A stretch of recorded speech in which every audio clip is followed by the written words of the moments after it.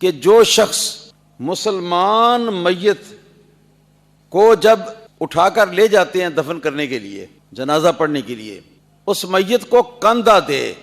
کندھا دینے کا مطلب سمجھتے نا آپ؟ جی ہاں.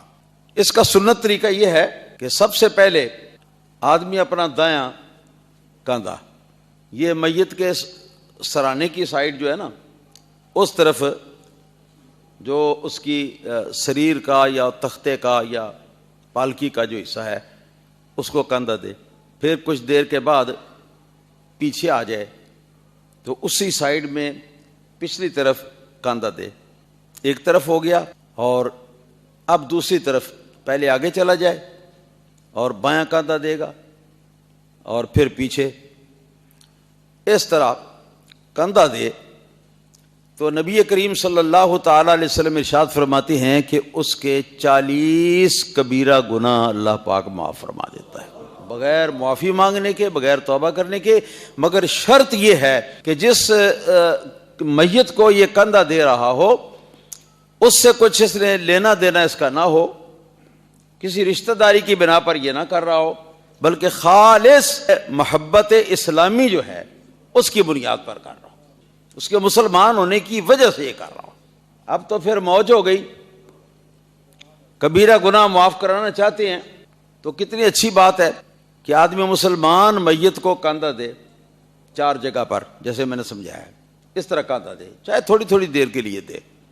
اور اس کے ساتھ مستحب یہ بھی ہے، علماء نے فرمایا ہے کہ زبان سے بھی اللہ پاک کی بارگاہ میں معافی کی درخواست کر دے.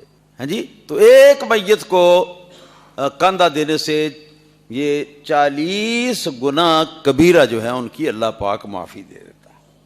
پھر یہ وہ گناہ ہیں سارے کہ جن گناہوں کے ذریعے انسان نے اللہ تعالی وحدہ لا شریک کی حکم عدولی کی ہے، حقوق اللہ جو ہیں ان کو تلف کیا ہے. لیکن اگر تمہارے کسی گناہ سے انسان کے کسی بندے کے حقوق جو ہیں وہ تلف ہوئے ہو تو ان کی معافی اس سے بھی نہیں ہوتی، بلکہ اس کا صرف یہی طریقہ ہے کہ یا تو جس کی حق تلفی کی ہے اس کا حق دے کے اس کو راضی کر لو، اور یا پھر اس سے معاف کروا لو. اور موقع ہے ہمارے پاس، جو زندگی اللہ پاک نے ہمیں عطا فرمائی ہے، بہت لمبی فرصت آئی ہے. تو اس فرصت سے فائدہ اٹھاتے ہوئے اس سے پہلے کہ اسرائیل علیہ الصلوۃ والسلام تشریف لے آئیں ہماری روح کو قبض کرنے کے لیے، ہمیں یہ موقع دیا گیا ہے کہ ہم معافی مانگ لیں کسی انسان سے جس کا حق تلف کیا ہے، یا اس کو کسی طریقے سے راضی کر لیں، یا اس کا جو حق تلف کیا ہے وہ حق ادا کر کے اسے معافی لے لیں. الغرض کسی بھی طرح سے معافی لے لیں. تو بندوں کے جو گناہ کیے ہیں ان کی معافی کا بندوبست آپ لوگوں نے خود کرنا ہے، ہم نے خود کرنا ہے اس کا. اللہ تعالیٰ نے ان کو معاف نہیں کرنا، قیامت کے دن بھی معاف نہیں کرنا. باقی رہے اللہ تعالیٰ کے گناہ جو کیے ہم نے، تو وہ غفور الرحیم ہے، اس نے طریقے بتائے ہیں.